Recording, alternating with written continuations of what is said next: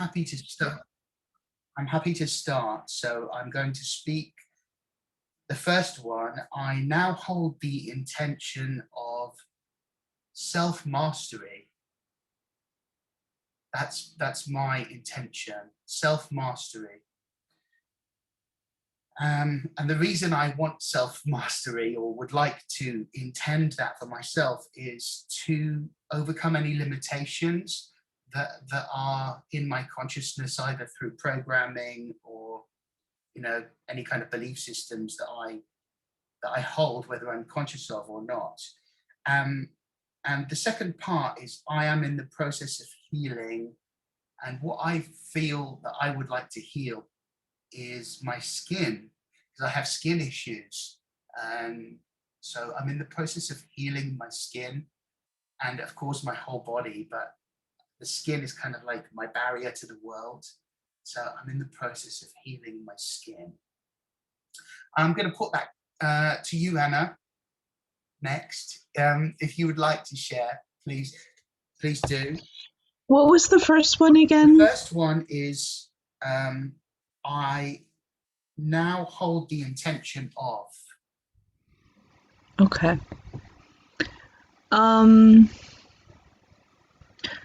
I now hold the intention of inviting greater flow and movement into my life. Beautiful. Yeah. I want to remind us all that when one person has a thought or speaks something that is true for us, that it's true of all of us, because we're all part of the one energy. I believe that. I don't know if you do, but I've seen it time and time again that, you know, what's true for one person is kind of like a reflection of all of our consciousness. And how about the second part, Anna? I'm in the process of healing. I'm in the process of healing my, I don't know if I want to use the word healing. I want to say reclaiming my sexuality. Love that. Love that. Beautiful. Thank you. You're welcome. Joe has asked me not to ask him questions, so I'll ask Michael. So I now hold the intention of. What would you like to intend? I now hold the intention of creating my third age life based on my values, beliefs, goals, etc. Did you say and my authenticity? Age? Yeah, well, last Sunday I was 65. Yay! Look amazing. So yes, I'm in my third age. I'm an OAP. I love that for you. I love that for you. Beautiful. And you're in the process of healing. Well, I'm in the process of healing my left arm because I had my second vaccine this afternoon. But it's more than that, isn't it? I'm in the process of healing my body, or creating the barrier to any potential problems that I might have with COVID, etc. I've waited a long time for my second vaccine, with various problems in Ireland. So, but other than that, I don't feel I need healing at the moment. I feel in a very good place. Beautiful. Does that make sense at the moment? It makes total sense. Yeah. Makes total sense. Thank you for sharing, Michael. Thank you. Greg, I now hold the intention of, what is it for you? I now hold the intention of protecting myself, from from sort of from allowing, from others, because, I've kind of been still on this being let down by, allowing myself to be let down by people around me close, it's kind of, it seems to have been, I don't know, for some reason, a lot of that happening this year and last year. And it's sort of continuing this year, just, last year I said, I'm going to stop that from happening, but I still allow myself to let that happen. So that's my intention is to, put in, is it boundaries? I guess I'm still on this is something, a difficult, thing to do. So, it really requires focus, because you end up in the same position and you end up not feeling good about it, and it's a year has passed and nothing's changed. So what's really interesting is that picture behind you reminds me of a shield, and I'm seeing this shield for you, and you're being protected by your words. And of course, as we hear everybody speak, let's just hold them in love and give power to their intentions. And if you could complete the statement, I'm in the process of healing. A process of healing, if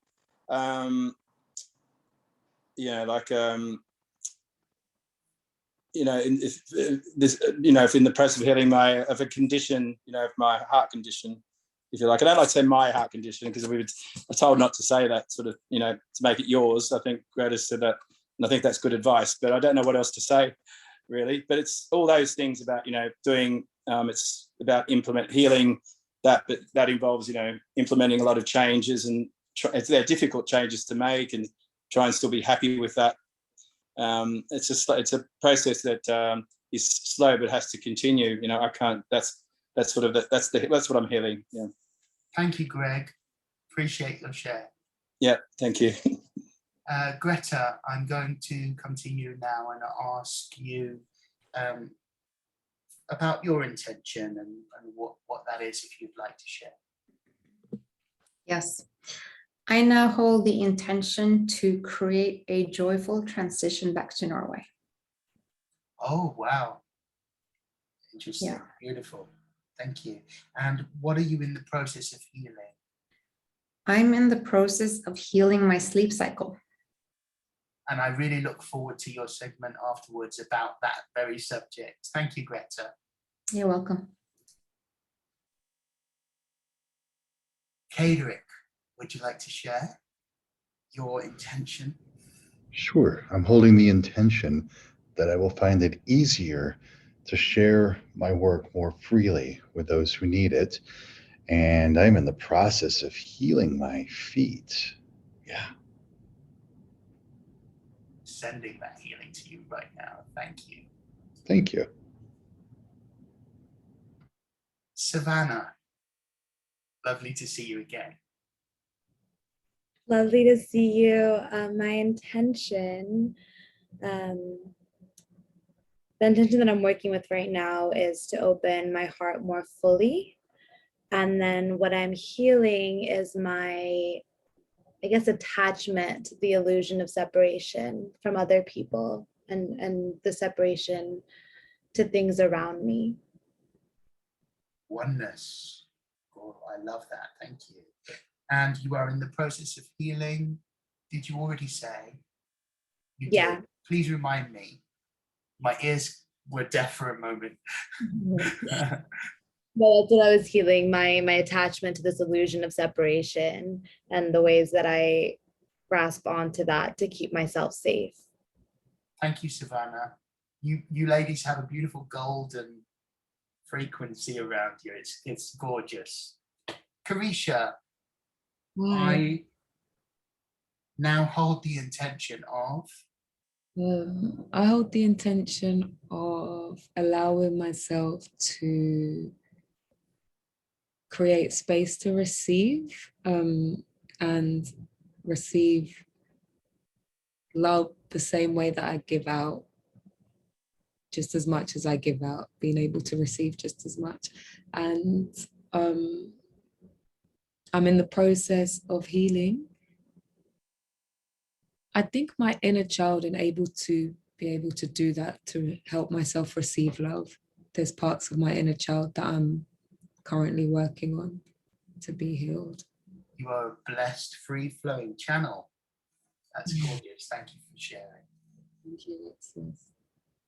Matthew. Yes, so I set the intention of being more confident in the art of mindfulness and healing the stomach. Beautiful. The stomach represents the digestion not only of food, but of ideas. So let's just imbue you with that energy of you digesting all of the ideas freely. Thank you, Matthew. Trinity, would you like to share your intention? My intention is for balance Thank you.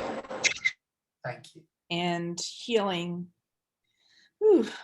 suffering of others versus my own, as I'm highly empathic and this reality is taking a toll on my senses. So, you know, other people's pain versus my own, and separating it and balancing it.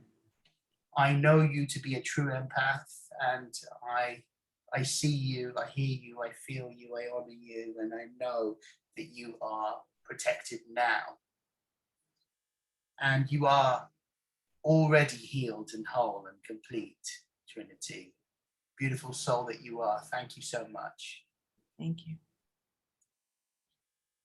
Bonnie, hello. Good to have you with us. I don't know if you're there and would like to share your intention. Hello. Hi. I came in a little bit late. I'm sorry. No problem. So my intention right now is to focus in on this conversation. I've been involved in several conversations this morning, so I need to focus right now on us. And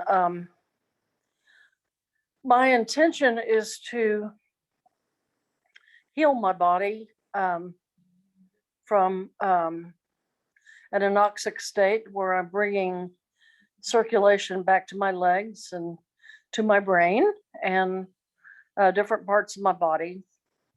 That's my intention. Thank you. You are a receptive miracle. Yes. Pure healing circulation. Yes. Now, thank you for being here. And thank you for sharing. Yeah. I'd like to welcome also Jennifer, who's just joined us.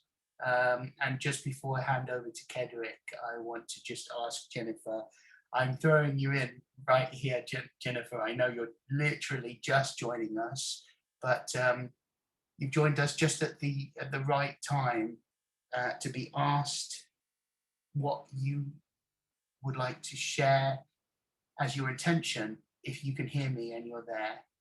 Are you there, Jennifer?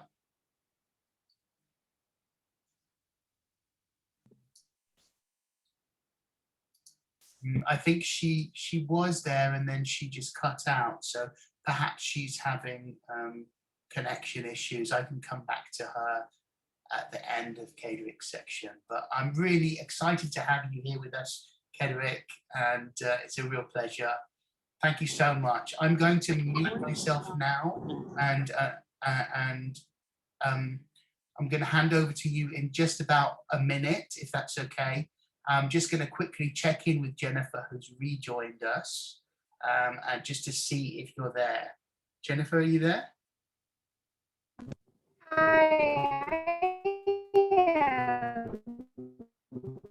Aha, Jennifer, you are there. I heard you say I am. Your connection isn't great, but I will come back to you after Kaedrich's session and just have a little check-in with you. But great to have you here, and good that you could all make it this evening. Really excited about this next segment, and Kaedrich, over to you.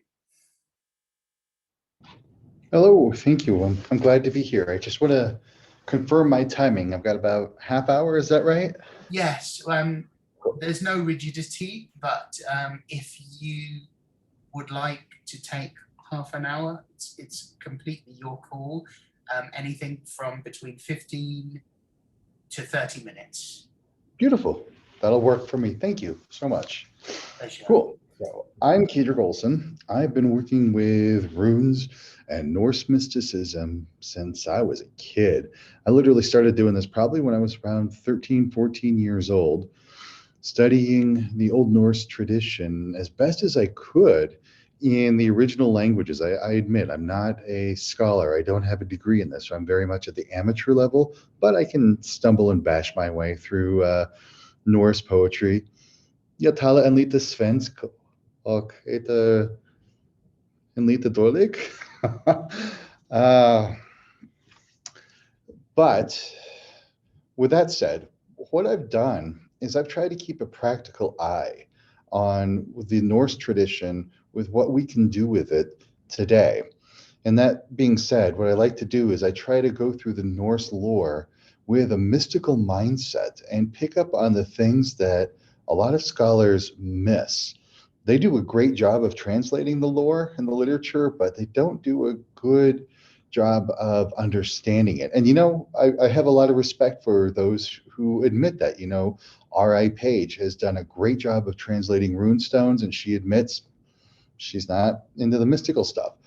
Jackson Crawford's done a great job of translating and understanding Norse culture, but he admits he doesn't do the mystical stuff.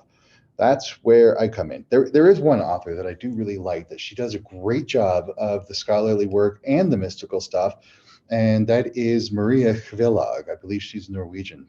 Amazing work that she's put out there. With that said, we're going to hop into a little bit about what runes really are versus what we might think they are and how we can actually use them. You see, we've gotten to this modern notion that runes are these cute little characters, letter-like symbols that appear on little pieces of stone or wood that you can buy at a metaphysical bookstore, and you use them for divination practice. Well, I've tried my best to historically find definitive proof that runes were used for divination in that method, and I have succeeded in finding the oldest documented source of that coming from 1983. So runes were not necessarily used for divination like we tend to think of them in the modern world. Rather, I want to give you a completely different perspective of runes than what you might understand them as. At the basic, most simplest level, runes are the written form of the Old Norse and Proto-Norse languages. That's right, they are writing. And from runes, we actually get certain modern English words that we're already familiar with, like the rune fehu became the word fey, which became our word fee. The rune Anzus, with that terminal Z at the end, eventually picked up a terminal R, and it's sort of related to our word answer. The word dagas and the word dagas became the word day. The rune yera became the word year. So a lot of our language is actually rooted in Old Norse language, of course, and in the runes. So that's the perspective I want us to understand the runes, is that not only are they a language, but they are a means of us really kind of understanding the subtle layers of reality. They are our own personal interpretation of the reality that we coexist with and co-create. When I wrote my book, Runes for Transformation, the premise that I have in there actually was inspired from a poem of the Poetic Edda called the Sigurdrifumal, the tellings of Sigurdrifa. She is a Valkyrie who was struck with a sleep thorn by Odin, and the hero of the story, Sigurd, awakened her. And upon awakening, she told him all of these neat little secrets of runes. And some of the secrets that she told was that you could find the runes throughout all of the world, and that the runes don't necessarily need to be carved, but there are book runes, there are speech runes, there are mind runes, there are runes everywhere in all sorts of things. Well, that told me that if we were to look at, let's say, this table that my computer is set on and that I'm leaning on, there are runes to be found within this table. So if we look at it, like, what is Fehu? Fehu is a rune of value, about money, about investment. So sure, this table has its initial value of Fehu, that money that was paid for it, but it's also valuable to me for holding up my computer, for being here, supporting my water, everything that I need to do. But at the same time, we also have runes in our inner world. So what is my Fehu? What is the value that I bring to the world? What do I find value? And what are my personal values? And I know that the inner world is a reflection of the outer world. This goes back to that Hermetic maximum, right? As a maxim, as above, so below, as within, so without. So if you are aware of the runes within, you can change the runes in the world around you. And this is one of the more complicated theories underlying a Norse form of magic called Gulder, which is singing the runes, is that your inner world is a reflection of the outer world. Your outer world is an inner reflection of your inner world. And now if you can modify the runes of your inner world, the runes of your outer world will change. So if you see yourself with a different set of values and you hold yourself at a set of higher value, then you're going to be interacting with the world in a completely different way. And that completely different way will be reflected back to you, reinforcing that higher sense of value that you have. So we can look at Fehu is like, well, there's just not a lot of value there. There's not much. I don't know what I can do, what I can offer. Well, that's what you're going to get reflected back at you. But if you look at Fehu, it's like, oh, wow, I do have these things that are valuable. This is what I can offer. And here's what is valued by other people, the work that I'm doing. Well, then that value gets reflected back to you, and you might see a monetary increase. You might see better connections with other people. And so it really comes down to focusing on this rune. So how do we do that? How do we kind of take this old tradition of working with runes in this new modern way? This is where I will take a little bit of guidance from a sound healer that you may or may not know, Jonathan Goldman. He does have this great formula of sound plus intention equals manifestation. I think that's awesome. Sound plus manifestation, sound plus intention equals manifestation. Well, if we go back to look at runes, we already said that every single one of those is a letter, so therefore it has a phonetic value to it. And we already know that every rune has an intention and a meaning behind it. Well, there's our manifestation right then and there. So how do we change your inner value, so to speak? Well, we take the rune Fehu and we treat the sound, even though to us, to our mind and to our brain in the 21st century, Fehu is a nonsense sound. It doesn't mean anything.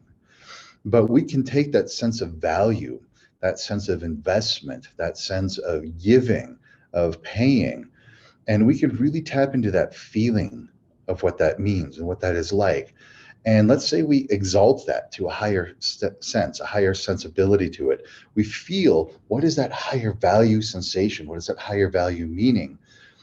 And then all you have to do is feel it, feel that intention, and you just sing the name, Fehu, Fehu, Fehu, Fehu. Just singing it with that intention will help to start reorienting some of the inner world for you. Now you can ground this in the world around you, and this is the other way that runes are wonderful, is because Fehu has a shape. It looks a lot like the letter F. It is where we get the letter F and the F sound from.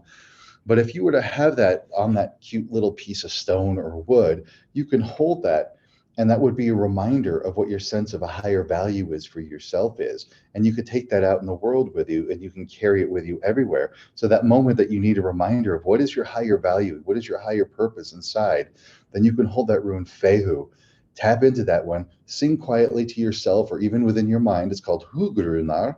When you sing it in your mind, you just go Fehu, Fehu. You remind yourself of your higher value, so that it influences at the subconscious level how you're behaving and how you're interacting, because you're now perceiving the world in a completely different way. Let's take this to another rune. Fehu is about what you're investing, what you're giving into. Well, let's look at the rune Yera.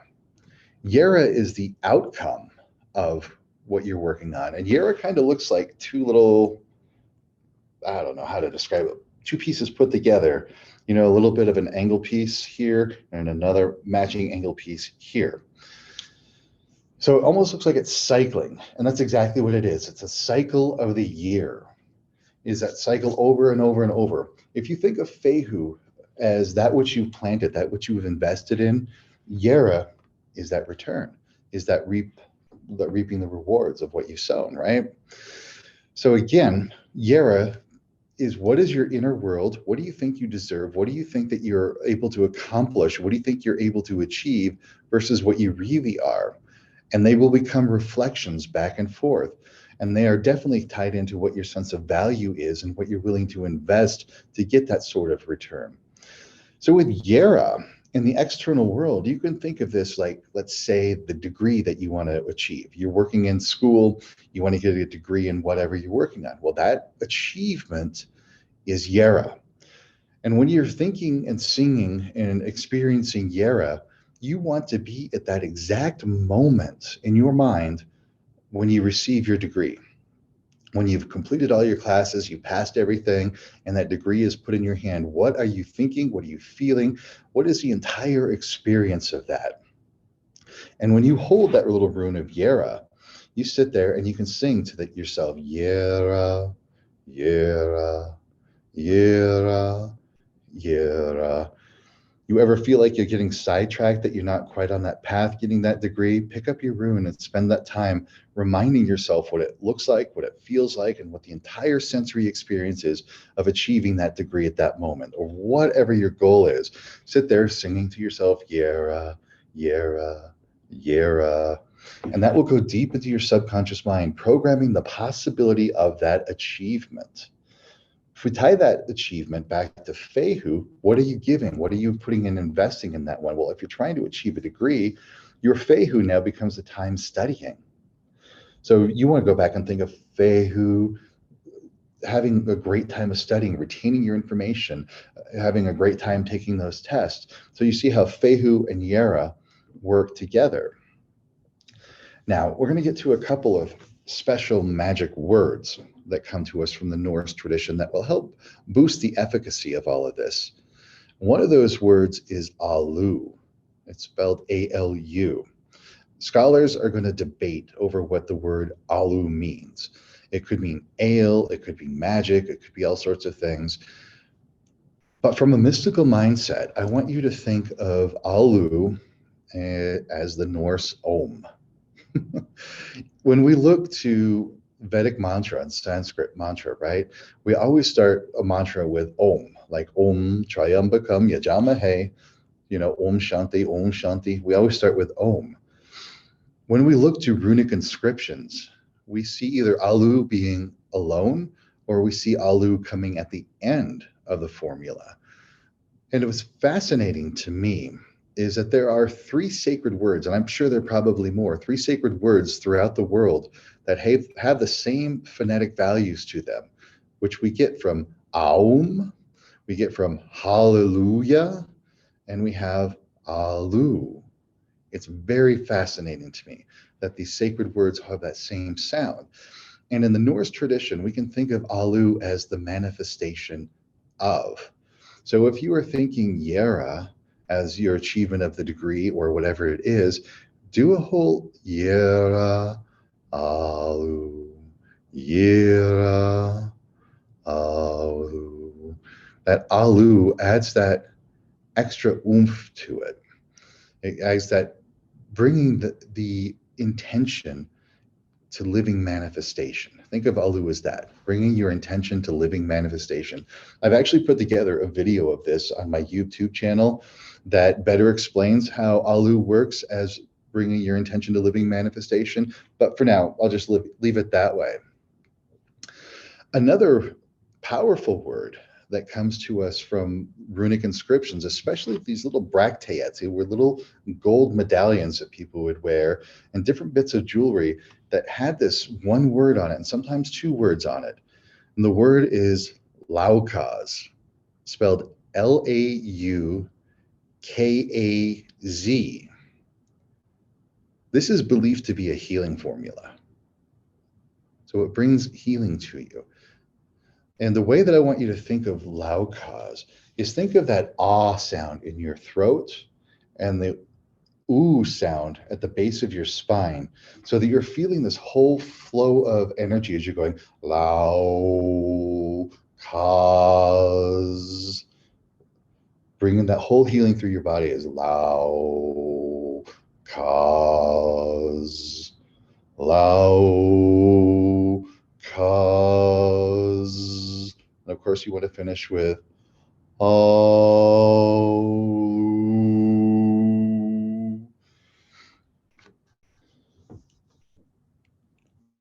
So those are two very interesting words that come to us from the Norse tradition for singing Galdr.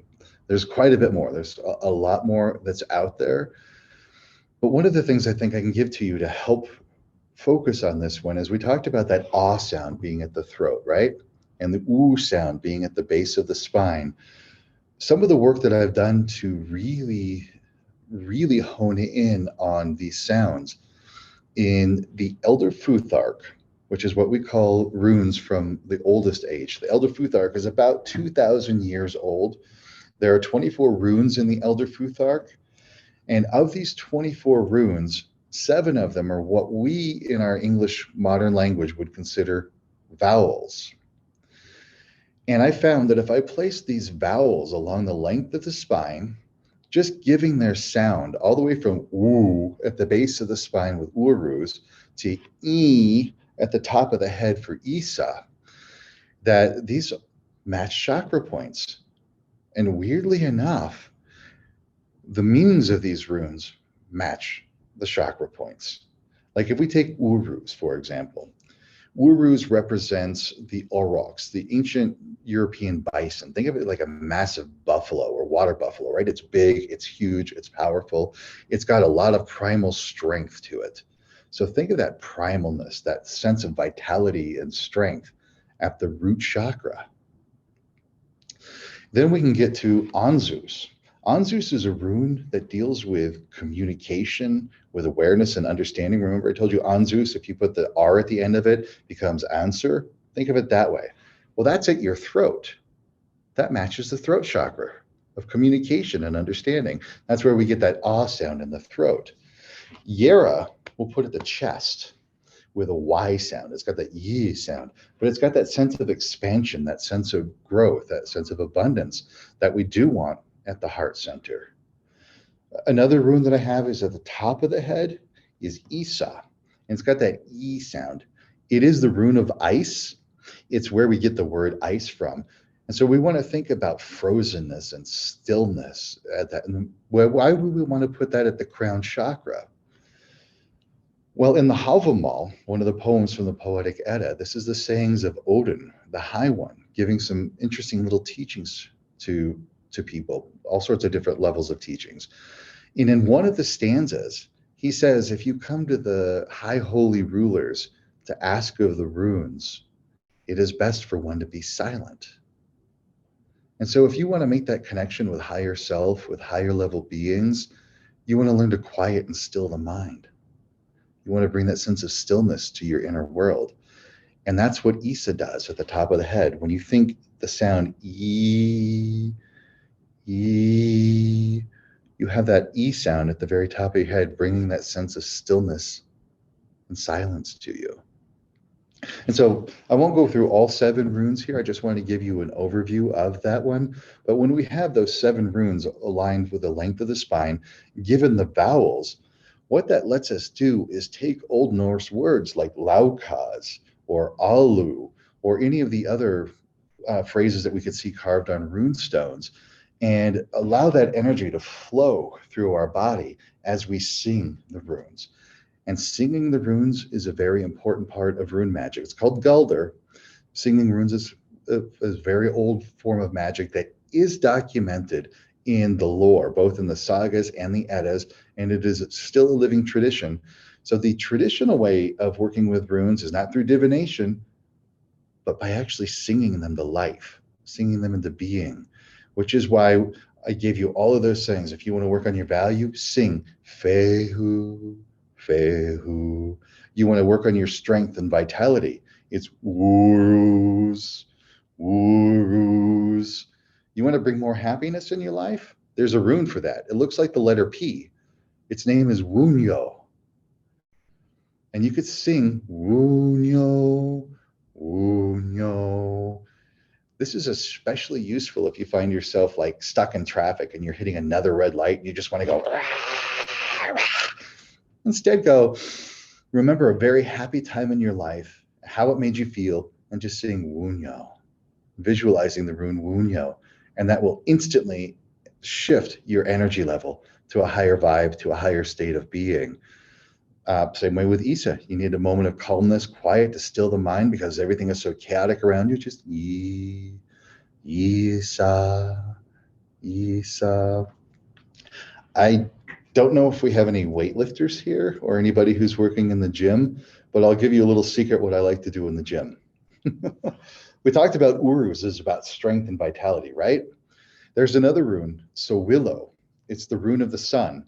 And in the Norse tradition, the sun's feminine energy, but she is a total badass. She's strong, she's powerful. She does bring life and vitality to the earth, but she's also the same force that can destroy icebergs and melt all the ice. And so when I'm lifting, just before I do that last set, that last rep, I'll sit there and I'll sing to myself, Uruz, Sowilo, Uruz, Sowilo. And as I do, I'm feeling that strength, that vitality, that power flowing through my body so that I can put that into the weight that I'm lifting. And so you can do the exact same thing. It may not be lifting that you want to do, but it may be some of the time in your life when you're feeling like you're dragging butt and you need a little bit of a pick-me-up, you need something to get you going. Just do a bit of an Uruz, Sowilo, Uruz, Sowilo, Uruz, Sowilo, and feel that strength and vitality rising up in you. And then you can get up and go do that thing that you might have been dragging your butt on doing. I realize I kind of crashed through this really fast. I'm used to teaching 2-hour courses, so that's cool. This is why I kind of ran through this really, really fast, giving a super, super light, skipping over the surface overview. But before I turn it over, do you have any questions or thoughts before I bring this segment to a close?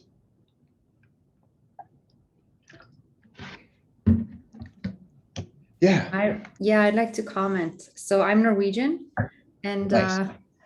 I find it super fascinating to listen to you talk about singing the runes, just like we're chanting. So we're looking to the Eastern traditions for all of this wisdom and practices, when all I would have needed to do was look into history where I'm from. That's right. It's right there in the Eddas, especially the Havamal. There's one of the lines that Dr. Jackson Crawford said that we don't understand how the magic worked. It comes from the Havamal. He talks about the warriors singing under a shield so that they go whole and safe to the battle and from. And he's like, but we don't know what the magic was. And I'm like, stop, it's right there. And the whole stanza is like, on randek gel, under a shield I sing, and there medriki fara, and those with might fare, hele hilde till, hele hilde fran, whole and healthy to the battle, whole and healthy from the battle. So the chanting was right there, hele hilde till, hele hilde fran. That's what you do. You put it under the shield so that it resonates stronger. I also wanted to add that I love how your voice sound and how you like, even you're not even singing it loud, but it's so powerful and it's really cool. So this was awesome. Thank you so much. Tack så mycket. Varsågod.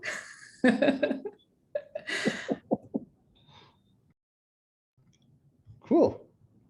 Yeah. Anyone else?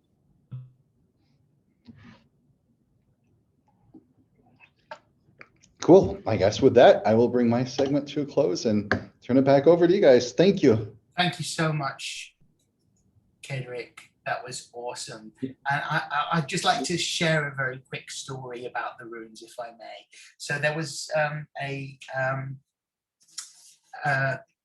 not a tattoo, what is it called when people do vandalism? Graffiti. There was some graffiti on the side of the house where I live that was done many, many years ago. And it was the symbol for the CND, which contains the rune, but it's upside down, of protection. And I realized after getting angry that somebody had vandalized the house that they'd actually done a favor in painting this symbol of protection on my house. So I just wanted to share that little piece of information. But I love your use of everyday magic in terms of visualization and sound visualization, having that little piece of the rune that you can see and using it in sound. So practical. Thank you so much. That was great. So does anybody have anything that they would like to share again? Greta, yes. I would just, Kaedrich, can you add your information and where you can find out more to the chat? Oh, yes, I'll do that right now. Thank you so much for that. Perfect, thank you. Thank you. So if anybody else has any comments about the runes or would like to share anything related to that segment, please let us know now. Otherwise, I'm going to hand over to Greta in the next few seconds. So this is your opportunity to share if you'd like to. Yes, please, Carisha. It's not to do with the runes in particular, but Kaedrich just made me realize something when he was talking about the stillness and the ice and the crown, and quieting down to enable like a clearer flow, basically. And I've been thinking recently a lot that my mind feels like it's just not working. Like I'm really struggling to think of things from like yesterday, or like if people ask me questions, and I'm realizing that like I'm seeing it as an issue, but if I just like let go and realize that my mind is just quieting down, like it's actually okay. I think I'm like causing some resistance where there doesn't need to be any. So when you said that, that really lit something up for me, and I was like, wait a minute, it's actually okay. Like it's all right. I don't have to force myself. I think it's a good thing. So thank you. Yep, that's true. Sometimes the mind needs quiet to recuperate and to grow and to have those quiet times. In fact, those quiet, still moments are very necessary for the mind to be very healthy. So yeah, let yourself have those times. Thank you. I don't know if you guys can see this, but there's a bracelet that I recently came across on Etsy, and it has the rune of Isa, which is that little line there. It just looks like a line, but you know, she told me that it is the rune of Isa. And thank you again, Kaedrich, because you've opened up a whole new world to me as a rune reader myself for many, many years. I didn't understand that the runes had all of this other magic to them. So you've literally added another layer of magic to them for me. So I'm really grateful to you for opening that magic door. Thank you. So the other thing about Isa that I didn't understand was this idea of becoming still. I thought it was like just stop. But now I understand that through that stillness, the stillness reveals everything. So that was another revelation to me. So would anybody else like to share before hand over to Greta?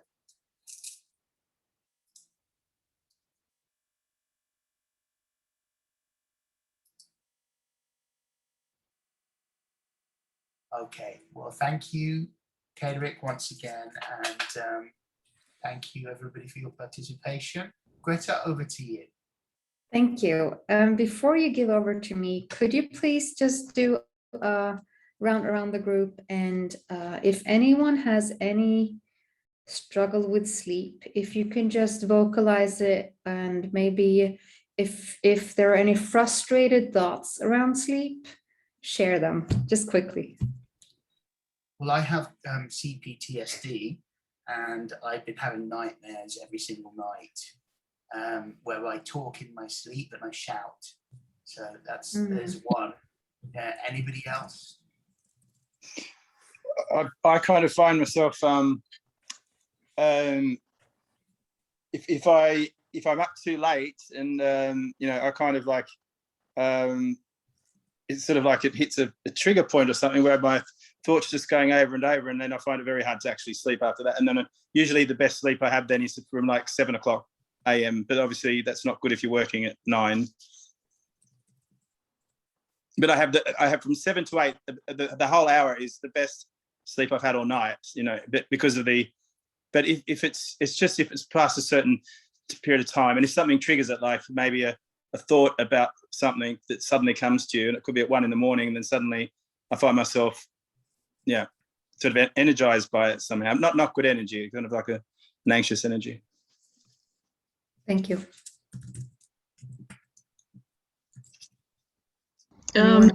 Yeah, Greta, yeah, but for everybody else, I lifelong issues with sleep that have only been alleviated when I would work, like get up at 4:30 in the morning and sleep for 2 hours and then come home. Then I had no problems falling asleep, but I was very sleep deprived.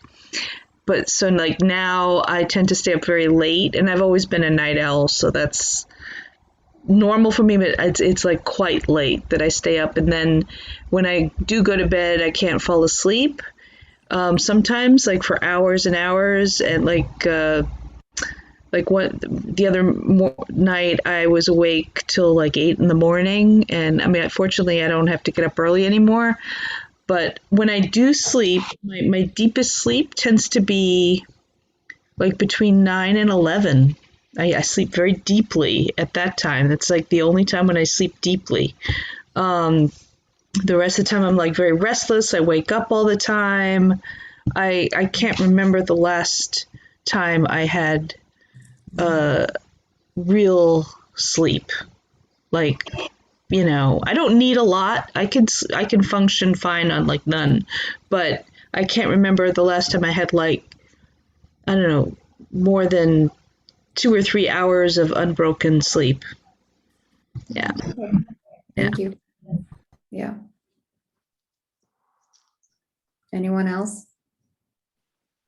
Michael? Yes. I've always been able to sleep well, but in the last few years since my prostate operation, I can't go through the night without getting up to use the bathroom. And, I resent that in some ways, if that makes any sense, because I value my sleep. I'm a lark. I get up, I go to bed quite early. When the light goes off, I fall asleep immediately. But I'm awake sort of 5:30, 6 o'clock, and I get up, and that's it. But now I usually have to go to the bathroom at least once, possibly twice during the night, and it's interrupting what was a very consistent sort of sleep process that I had, and I'm okay with it, but it's an interruption for me. Yeah, thanks for sharing. Okay. Bonnie, did you want to share something? Yeah, I'm going to share. I'm 68, soon to be 69, and I have had to use sleep medications as far back as I can remember. I was a teenager when I remember and I mean every night, every single night of my life. If I don't have something to sleep with, I do not sleep. So yes, I had that problem. Mm-hmm. Okay, thank you. I don't even know if my body could go to sleep at this point. I'm so used to having something. So okay, well, thanks for sharing. Okay, anyone else before we start? Okay. I think you would agree with me, Alexis, that our bodies are capable of healing anything and from anything and go back to perfect health. 100%. Whoever told you that you can't heal is a liar or misinformed. Or pharmaceutical company. That's who I was thinking of. Thank you. Yes. Yeah. Okay, good. So how much time do I have, Alexis? Anywhere between 15 and half an hour, whatever you need. Okay, thank you. Usually I only get 15, so I guess this is a subject that's close to your heart. Yeah. Okay, good. So is there anyone in the group that's not okay with me connecting with your energy as a group so I can muscle test on behalf of all of us? And if everybody's okay, I will do that. And I will also set the intention to connect with collective consciousness, because I feel like this is going around everywhere. It's like almost whoever I talk to, they're struggling with sleep. So I'm setting the intention to do what's best for all of us in the group, and also to help heal this collective sleep problem that we seem to be having. So the intention is restful, uninterrupted sleep, so we can all wake up healed and rested and with clarity and with excitement about starting our days. That's my intention. Good. All right. Okay. So what is the best place to start? Is that going to be SRT? Yes. Okay, good.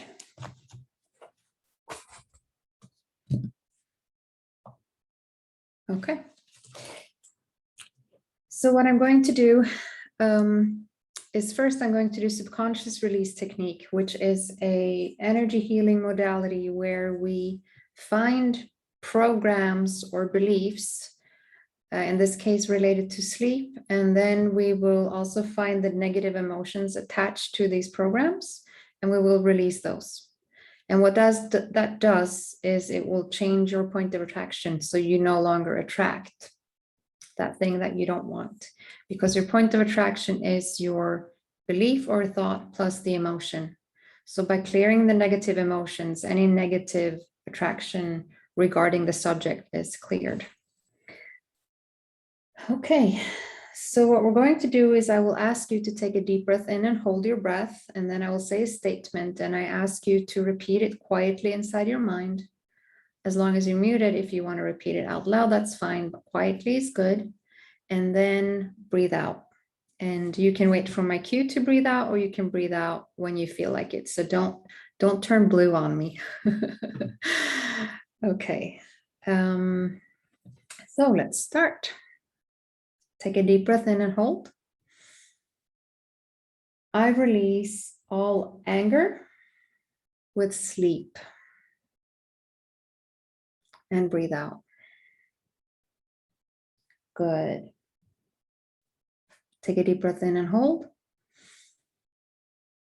I release all anxiety with sleep.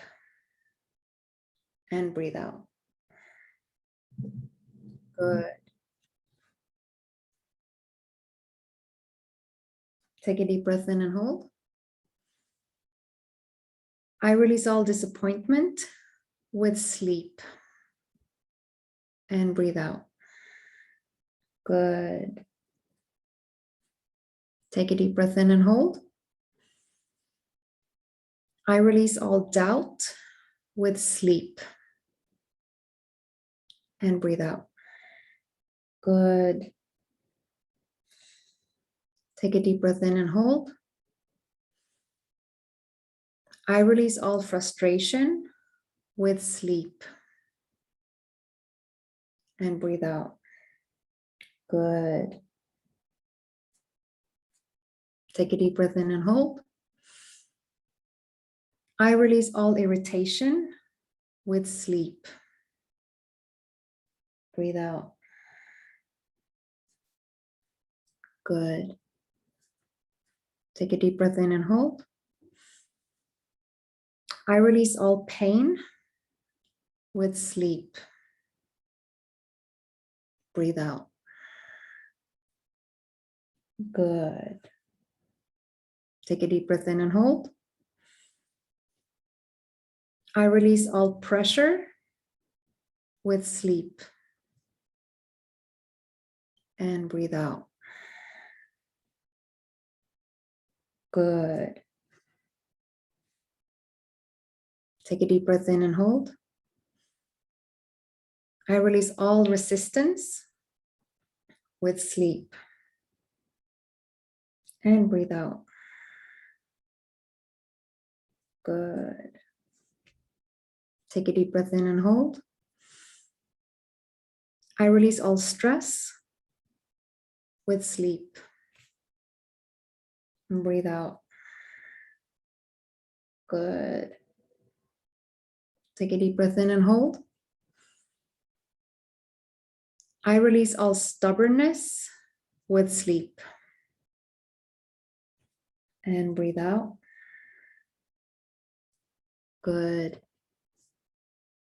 Take a deep breath in and hold. I release all terror with sleep. And breathe out. Good. Take a deep breath in and hold. I release all blocks with calm, with sleep. And breathe out. Good.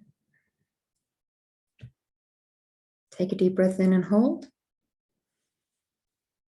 I release all blocks with letting go, with sleep.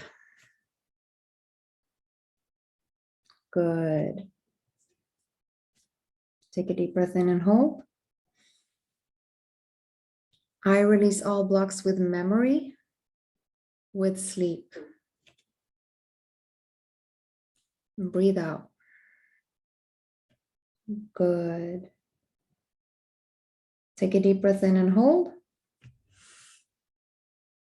I release all blocks with trust, with sleep. And breathe out. Good. Well done, everyone. That's a lot of breathing.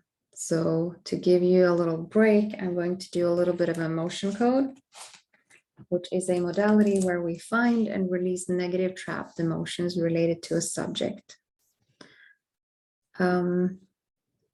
And I have a feeling that we all need to be a little more grounded, and that we might, I saw somewhere that someone was astral traveling every night in their sleep and didn't really come back into their body completely every day. And so I'm feeling like grounding is going to help us sleep better. So what we're going to do is we're going to use the emotion code to find and release whatever trapped negative emotions are preventing us from being completely grounded, strengthening and balancing our first chakra, root chakra. So what emotion can we release to help grounding us? Defensiveness. So I'm going to allow for a few seconds for whatever situation, memory, person that can maybe come to your mind when I say defensiveness. It's going to be different from all of us. Just acknowledge it. Now we're going to release this trapped emotion of defensiveness, and that's done by taking a magnet or your hand, start by your third eye, and swipe 3 times towards the back of your neck.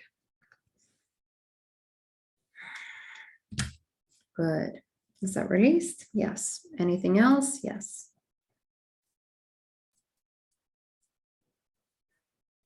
Self-abuse. This can be negative self-talk. It can be not taking care of your body properly. Maybe it's procrastinating from going to bed. Whatever it is in your case, It's fine.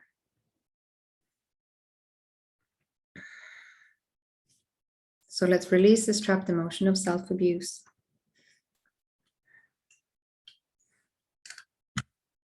Released, yeah.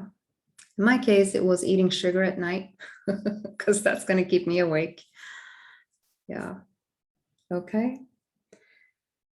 So anything else? Yes.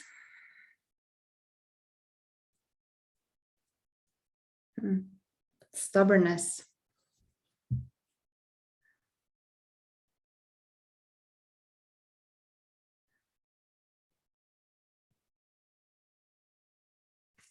Can we release? Yeah. So let's release this trapped emotion of stubbornness.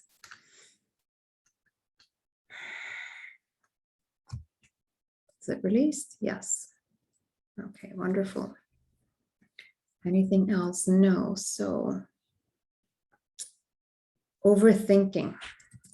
I want to release overthinking. So I'm going to ask, what emotions can we release to release the tendency to overthink when we're going to sleep, when we're waking up at night, whatever overthinking preventing us from having that restful sleep. I want to help release that. So what emotion can we release to help release this overthinking? Stubbornness again.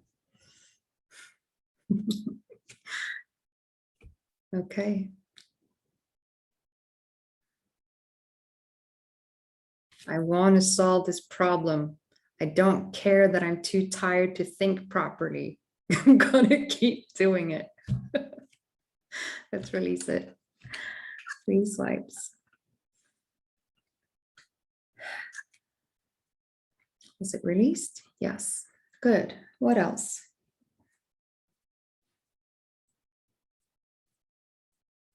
Unworthy.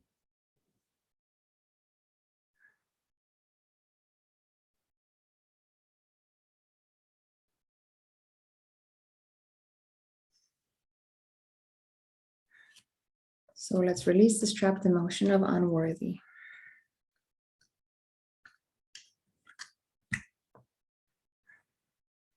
Is it released? Yes. What else? Worry.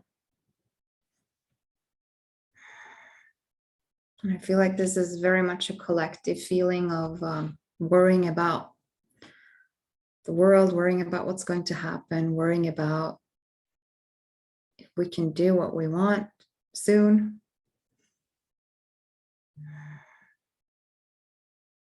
Okay, can we release? So let's release this worry. 3 swipes.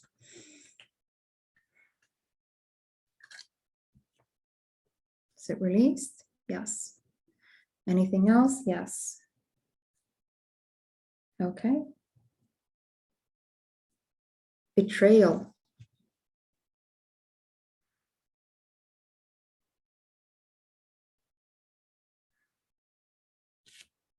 So let's release this trapped emotion of betrayal. 3 swipes.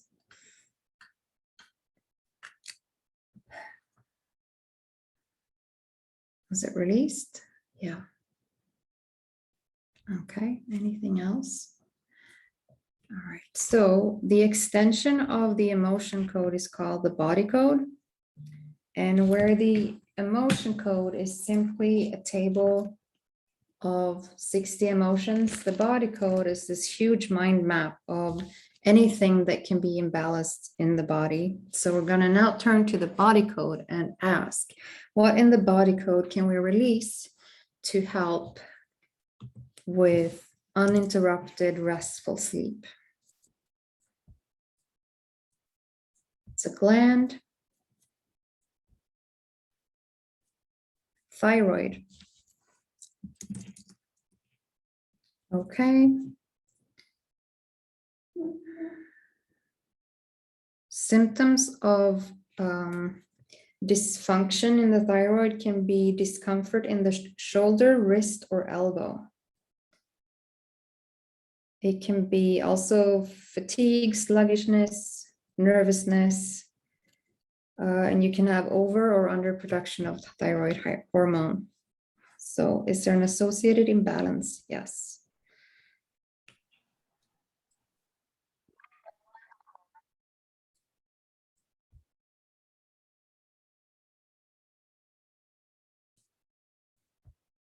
It's a misalignment. It's fascial distortion. And the fascia is the connective tissue that's found throughout the body in skin, wrapping around the bones and around the heart and every organ. Fascia has been found to have piezoelectric conductive effect and is believed to be another method of communication used by the body. Sometimes it can become distorted or twisted due to emotional or physical stress or trauma of some kind. This is known as fascial distortion. Okay.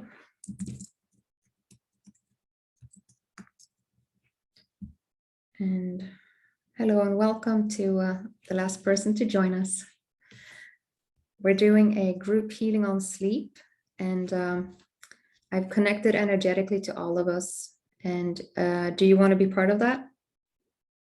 Good. So yes, you are. Thank you. Okay. So is there an associated imbalance? Yes. And is it an emotion? Yes.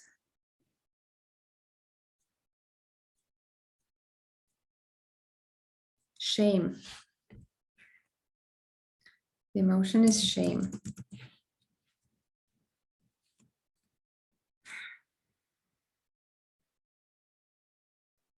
Can we release? Yes. So releasing this trapped emotion of shame, swiping 3 times with your hand or a magnet from the third eye to the back of your neck.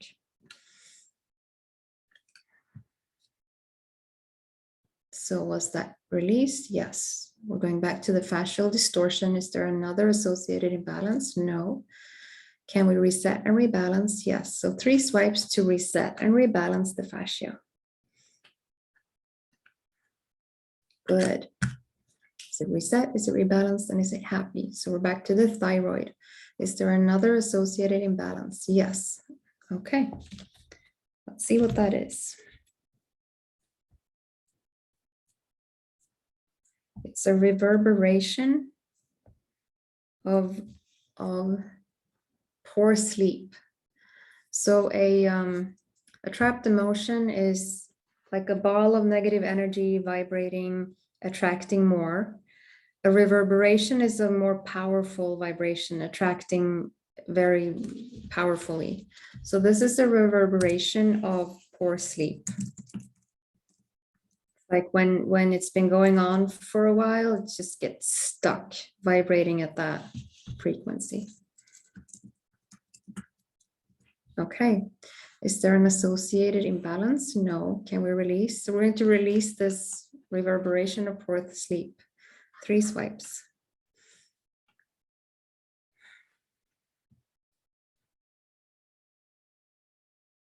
Good. Is that released? Yes. Is there another associated imbalance with the thyroid? No. So can we reset and rebalance? Yes. So we're going to reset and rebalance the thyroid. 3 swipes.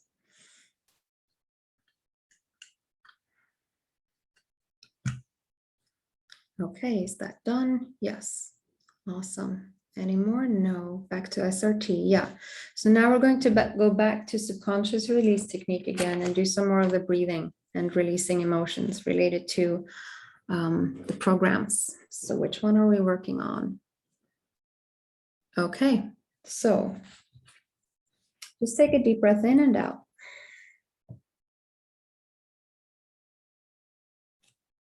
And take a deep breath in and hold. I release all annoyance with, why am I waking up again? And breathe out. Good.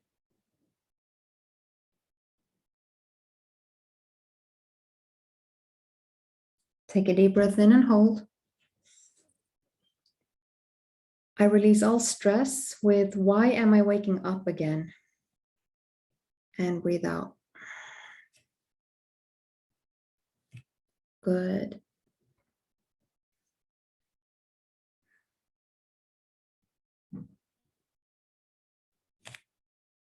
Take a deep breath in and hold. I release all blocks with harmony with, why am I waking up again? And breathe out.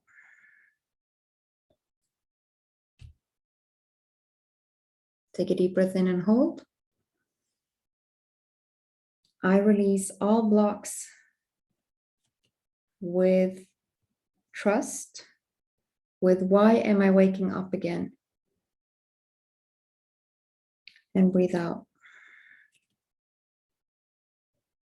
Good. Take a deep breath in and hold. I release all terror with nightmares. And breathe out. Take a deep breath in and hold. I release all evil with nightmares. And breathe out. Take a deep breath in and hold. I release all nervousness with nightmares.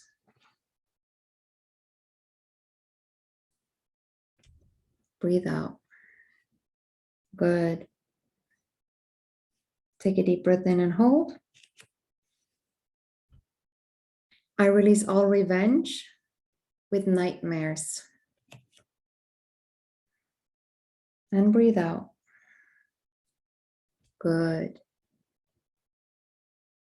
Take a deep breath in and hold. I release all blocks with calm, with nightmares. And breathe out. Take a deep breath in and hold.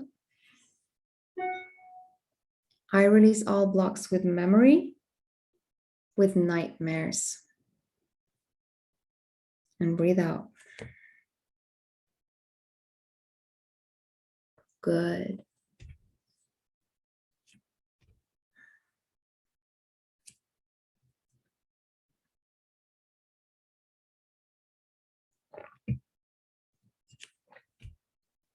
Okay.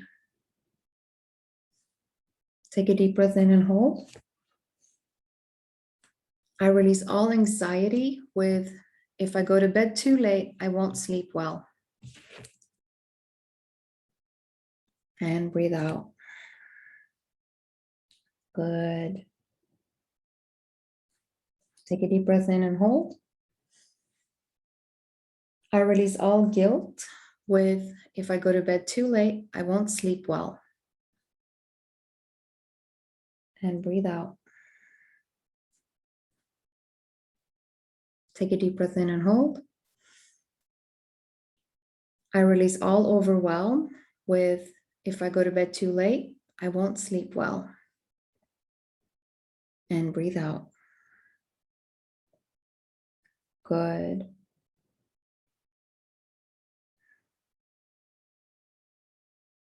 Take a deep breath in and hold.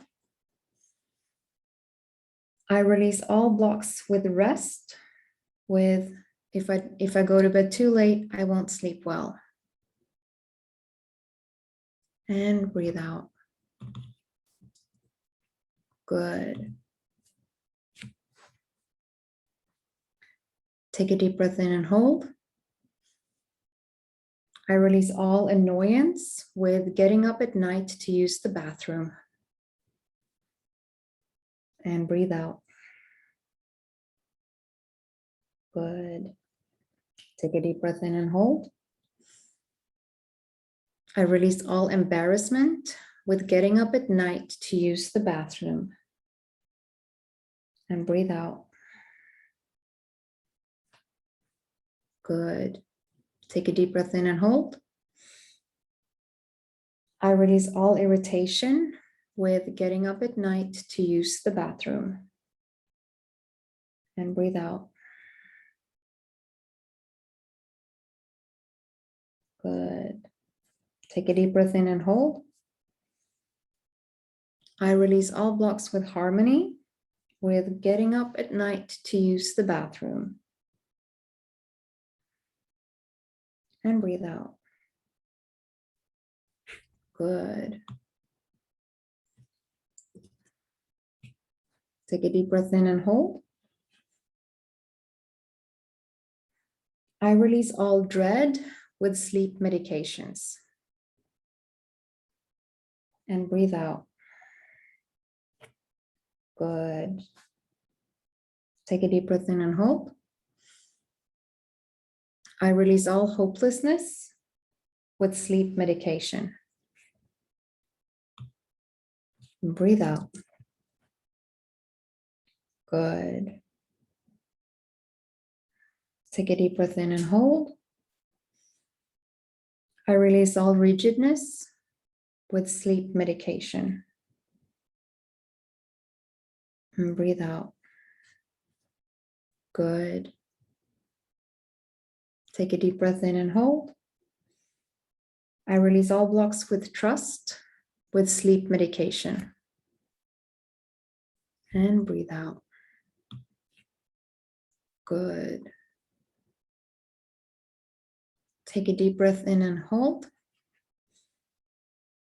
I release all negative emotions and all blocks with positive emotions with sleeping deeply through the night. And breathe out. Good. Okay. I'm going to give you a little break from the breathing again, and then we will do positive fill-ups. So I'm going to release one emotion. What is the absolute best emotion that we can release to help us have the restful continuous sleep that we want through the night? And that's bitterness.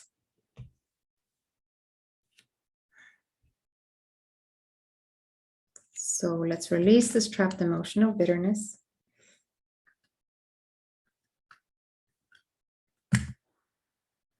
Is it released?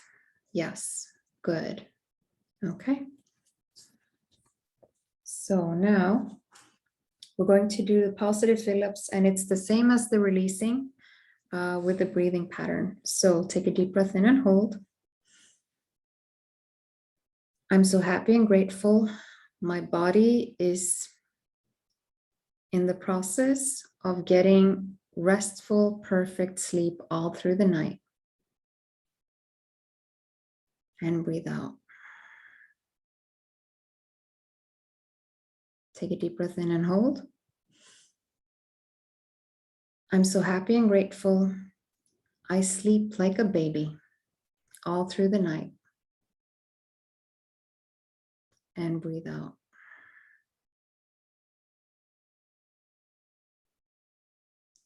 Take a deep breath in and hold. I'm so happy and grateful that however my sleep is throughout the night, I still can wake up feeling rested and happy to start my day. And breathe out. Good.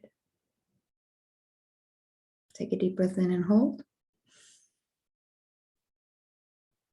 I'm so happy and grateful.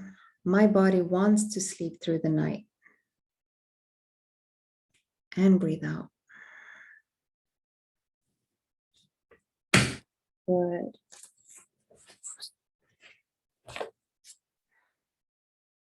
Take a deep breath in and hold. I'm so happy and grateful. I'm grounded and I have clarity. Take a deep breath out. Good. Take a deep breath in and hold.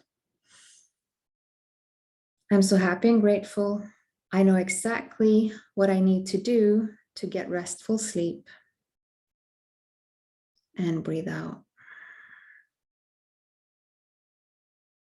Good. Take a deep breath in and hold. I'm so happy and grateful. It's easy for me to fall asleep whenever I want to. And breathe out. Good. Take a deep breath in and hold.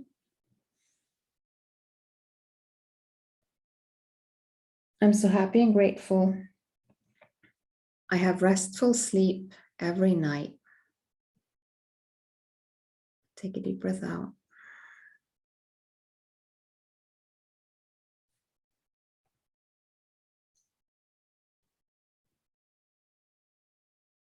Take a deep breath in and hold. I'm so happy and grateful that I am healing every night as I sleep.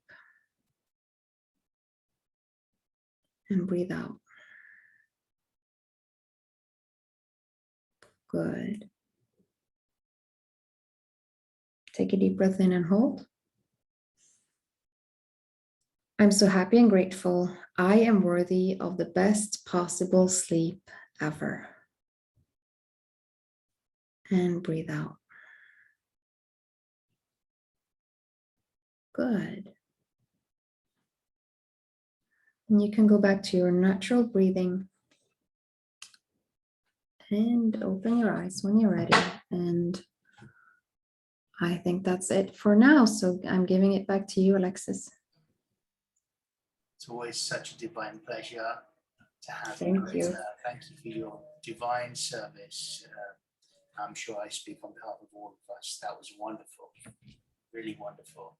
Thank Not you. only to breathe that deeply, but with all that positive affirmation and self-healing, really powerful. Thank you. So in the remaining time that we have together, I would like to briefly focus on releasing any self-sabotage and procrastination that we may be doing in our lives and transform that by our focus onto being self-supportive and productive. So I'm going to open this to the group, and please feel free to bring any other elements that you feel that you are dealing with that you would like to heal or clear. So I'm going to start by asking Michael, is there any area of life that you feel sabotaged by or that you're procrastinating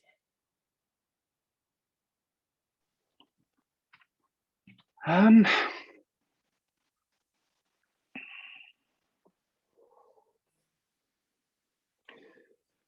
And perhaps just before you answer, just to also put the focus on, and this is for you and everybody, what are the tools that you use that helps you to overcome these things in being productive and supportive to yourself?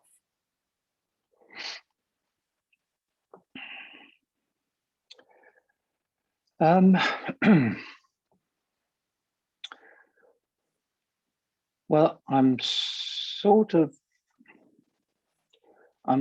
procrastinating a little bit with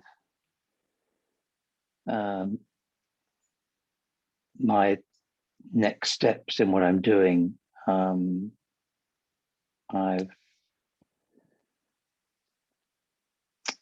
I've said to myself, there's no hurry, and I'm enjoying some downtime at the moment in the summer.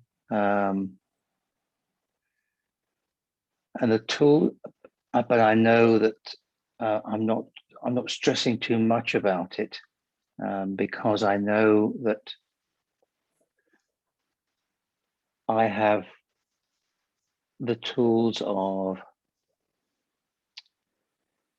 talking to myself rationally and making the decision to start. And when I do, usually when there's a little bit of pressure put on me for whatever reason, it could be an external pressure or a deadline or something, that I know that my energy levels kicks in and I start to produce what I need to produce. The only thing that is getting in the way at the moment for me personally is what's happening in the world at the moment. But I suspect that that's happening. It's getting in the way for a lot of people. I'm very sad at the moment in that respect. I'm reading a book at the moment by Jeremy Lent called The Web of Meaning, that is providing revelations for me around how he's integrating, his book integrates traditional sort of Buddhism, the Tao, indigenous peoples learning and perception of the earth and the way we are with science, and coming up with common sense suggestions for the way we should be. And it's the antithesis of what is actually happening at the moment, which is the complete fucking opposite. Pardon my French. There's something. I've gone off on a tangent now. That's okay. There's something that's coming to mind from the runes, just to bring it back to where we started. There's a particular book that introduced me to the runes by I believe it's somebody Bloom. I always get confused between William and Richard Bloom, and I'm not sure which of the Blooms it is. And the little phrase is, when fishermen can't go to sea, they repair their nets.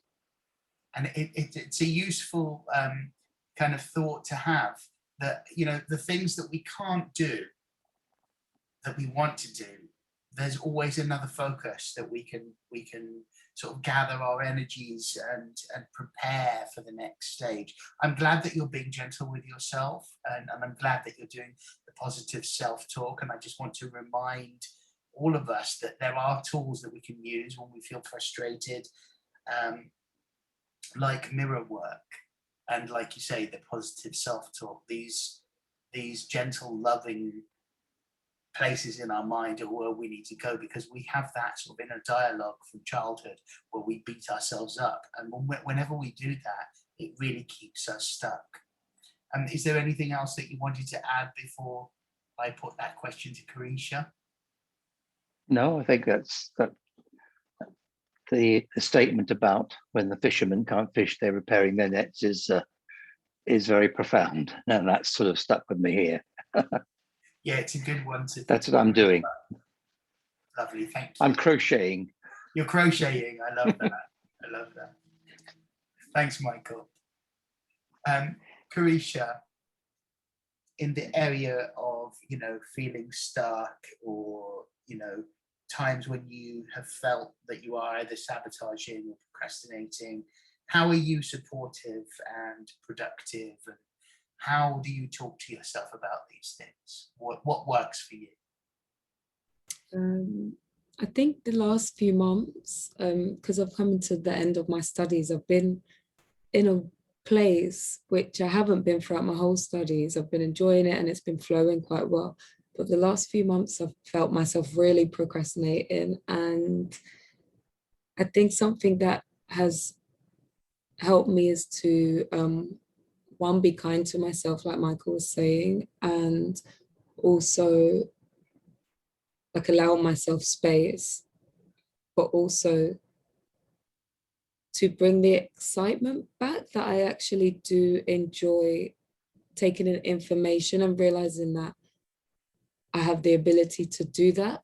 And I have the belief that I can, whereas I didn't really believe it before. So this has been like a really beautiful journey. So the moment I go back to that, it helps me be excited about it as just another life experience that I've chosen, and like the fascination that I'm able to take in information. What I'm learning from you is to be in a place of childlike joy. And I love that. I love it so much. And it's what we all need, to just surrender and accept that there is enough time for all of the things that we want to do, and everything happens in divine time. We give ourselves so much stress that we must achieve, but all of the great teachers, they teach us that everything flows, right? And the more that we can take our mental hands off a situation, everything gets done without doing. So thank you for reminding me of that childlike innocence and joy. It's beautiful. Thank you. Savannah, what works for you? Can you say the question from the beginning one more time? Absolutely.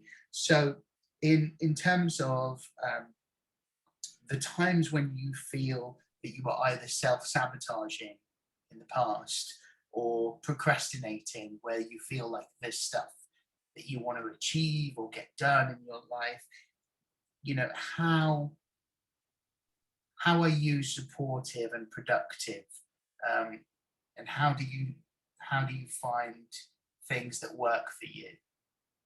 What are the things that work for you?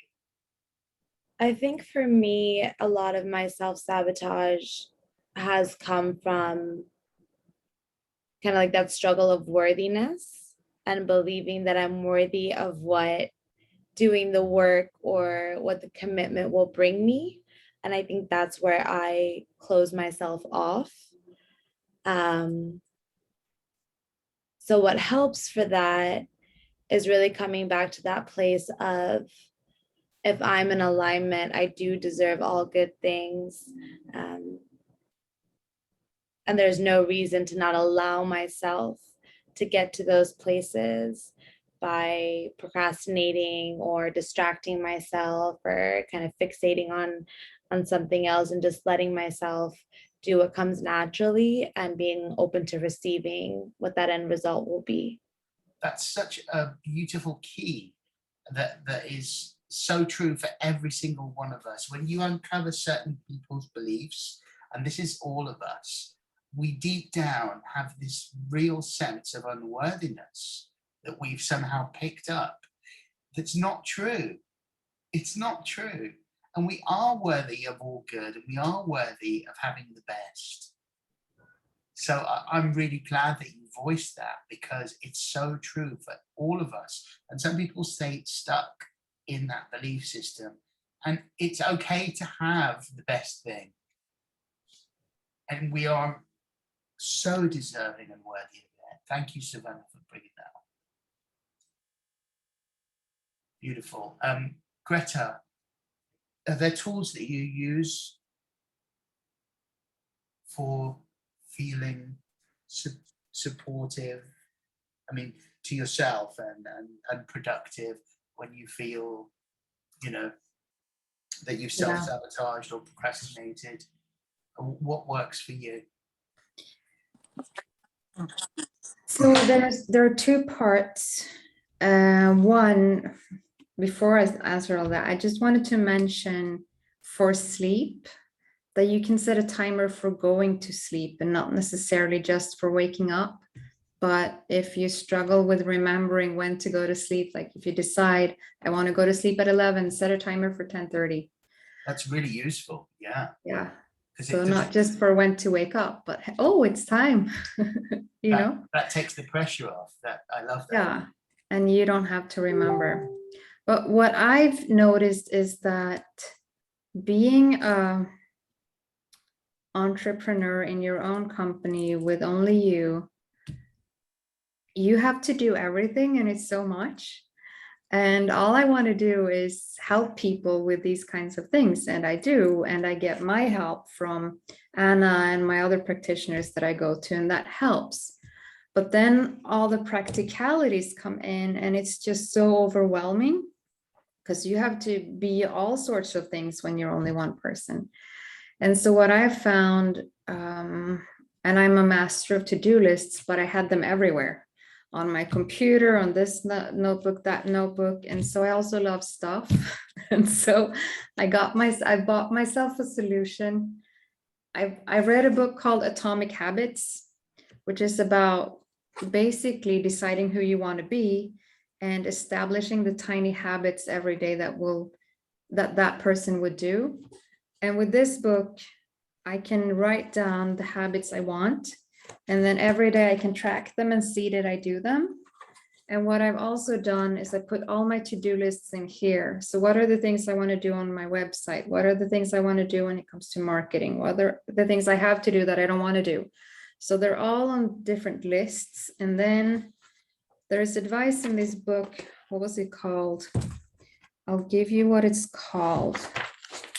It was the Ivy Lee method. So what you do is in the evening, you decide what it is you want to do tomorrow. 6 things. You write down and you prioritize. The most important thing is, that's number 1, and then you prioritize them. So what I do is I look at all those to-do lists where I gather everything. And then I pick from there what is it that's most important that I need to start with tomorrow. So then tomorrow, instead of starting with my emails, I start with this most important thing, and then I follow the priorities, because if I don't, and I sit down in front of my computer, I'm like, so much, I don't know where to start. Maybe I'll just go rest. But if you have that, you've already made that decision, then it's much easier to start there. And then you do the things you have time for, and it's okay if you don't do them all. I love having everything in one place. Yeah. I love that. I'm going to adopt that. And, you know, the other day, talk about manifesting. But I just want to check in very quickly with everybody, because we've only got 5 minutes left till 9. If everybody is happy to go 5 minutes over, then then let's do that. And we all have 2 minutes to share. However, if you need to leave, then of course, please do whatever is right for you. But if we all have 2 minutes to share and not go over the 2 minutes, that would be great. Greta, I love your idea of keeping everything in one place. And I just want to tell you quickly about manifesting. The other day, I was thinking to myself, oh, wouldn't it be great to have a sort of daily planner, very similar to you? And this gift had been sent from my stepdaughter, Maya, and it got lost in the post. It never arrived. And actually something arrived in the post and we had no idea what it was and who it was from, and we just forgot about it. And that was actually the daily planner. And the very morning that I was thinking, wouldn't it be great to have a planner was already here waiting for me. So it just kind of manifested. Can I just really quickly say, as a side note to that, I got this. I didn't tell my husband about it, but I got it and then I loved it. And I bought one for my sister to bring home as a present. And then the other night, my husband said, oh, I wish I had one of those books. And I was like, well, here's one. And then I just ordered a new one for my sister. That's beautiful. So he manifested that quickly. That's beautiful. Thank you, Greta. Yeah. Very useful. Syra, welcome. Good to see you. So what works for you with regards to, you know, getting over your blocks with stuff? Well, lately I've been doing, I got this from, have you heard of a guy called Trent Shelton? I've heard that name. I'm going to look into it. I'll make a note. Yeah, he's very inspiring. He does this thing where you say, I am, like in the morning. Yeah. So things like, I am worthy, I am talented, start doing things like that. And it's sort of, instead of hearing what other people think about you and stuff, you're trying to kind of, I don't know, encourage yourself maybe. Yes, affirming in the present, in the present tense. Yeah. And the I am statements are so profoundly beautiful. That's really a good reminder. Thank you, Syra. You're welcome. That's wonderful. Yes. Good one to do every single day. I am, and then fill in the blank. Yeah. Brilliant. Brilliant. Greg, what works for you in terms of, overcoming sabotage, procrastination, and being supportive of obstacles, etc., is really getting into a regular meaningful gym routine, gym workout on it, 4 days a week sort of thing. I haven't really done that for quite a long time, and I know each day I could make today the start day, but I just, for some reason, I'm just it's coming up, but I just haven't, really thrown myself into it. I just need that.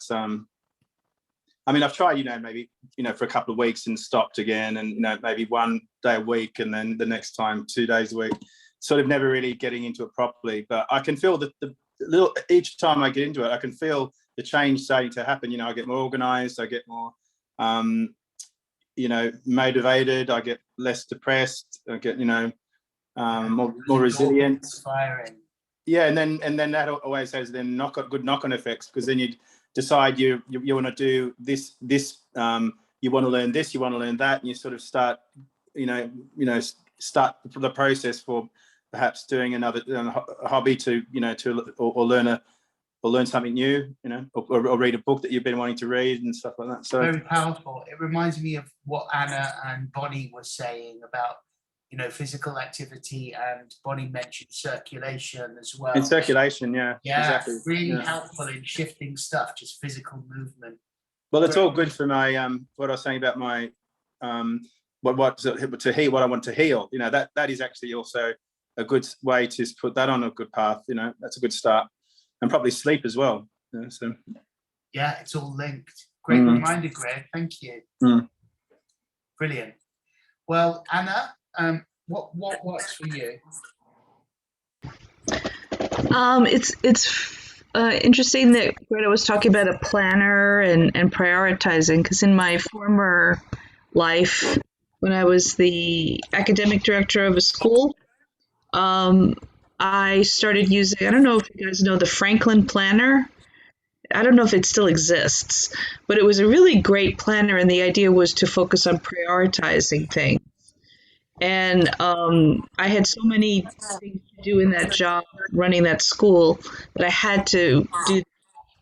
And so now, if I have things I need to do, I still do it that way in terms of prioritizing. And if I don't get to everything on the list, at least I do like the number one priority. But I have to say that, in my current incarnation as a healer and doing shamanic work, and being like post-menopausal, I don't have the same drive that I used to have, and ability to focus, and I'm like, you know what? That's okay. I spent so many years, I spent 30 plus years, like just, with a crazy, stressful life, that if I'm not like go-getting and whatever, as long as I'm staying focused on my priority, which is to be a healer and to be the best one I can be, and that I'm doing something every day related to that, I give myself a break, and it's like, it's okay, and it's okay, and I know sometimes I need to push myself more, and that is self-sabotaging, and I'm very aware of it. Sometimes I'll just go and take a walk, or meditate, or do a clearing on myself if I feel like it's something in my field that I need to clear. But it's an interesting question. I love the two words that you said: prioritize and focus. Such key, powerful words. But with age, it's been very hard for me to really focus. But I don't have that ability anymore. And I've decided I'm living a multi-dimensional existence. I'm walking between worlds, and it's okay. So if I'm not conforming to other people's idea of what productivity looks like, maybe I'm being productive in another way, and it's okay. Really, really important not to beat yourself up when you are not where you want to be. So yeah, very glad that you mentioned that. Thank you, Anna. Very useful. Matthew, would you like to share what works for you? Yes. So I have a whole list of things, and now I know I can prioritize it without getting so overwhelmed and just picking one item at a time, but I've been doing a lot of self-healing, doing the shamanic journeying and the self-reiki, and just really connecting with my higher self and not being so codependent on others, and just having that loving relationship with my higher self, that I'm listening to my higher self more and being like, okay, what do for my highest and greatest good, I set the intention and do the I am statements and saying, okay, what are we going to do for the day? That's beautiful. Thank you for sharing that. I'm going to close this session with asking everybody very briefly what you are grateful for. So that's what I do. You go, Matthew. What are you grateful for? Yeah. I'm grateful for this group, the inspiration that everybody brought here today, the healing, and just everybody accepting one another for who they are. Beautiful. Thank you. Greg. What are you grateful for? I'm grateful. I'm grateful. To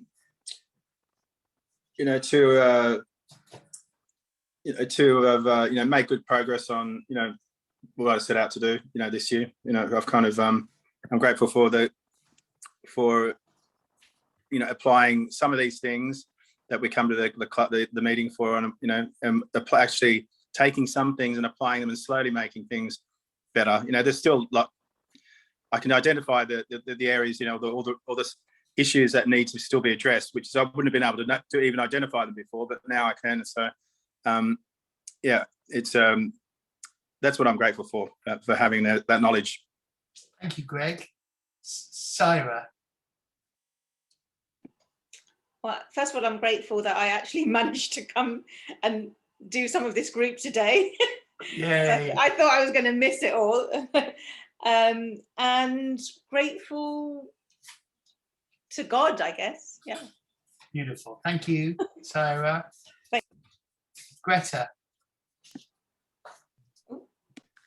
I'm grateful for people and relationships and all of the wonderful things that bring to my life. Like I have so many wonderful people in my life, and we're all helping each other grow, and we're having fun in the process. And it's just, so I'm grateful for people today. That's lovely. Thank you. Anna. I'm grateful for my support system, which includes people in this group, like Greta and you, Alexis, and everybody, as well as my spiritual support system, my guys. I'm so grateful for that. Beautiful. I'm grateful for Earth's bounty, and that includes all of the people, including all of you. So grateful to have the opportunity to share all of the amazing things that we've shared tonight. And thank you for being here, everybody. And have a beautiful rest of your evening. And God bless you all. Thank you, everybody. Big love. Good night. Thank you. Thank you. Thanks so much, Greta. Bye. Bye. Bye. Bye. Bye.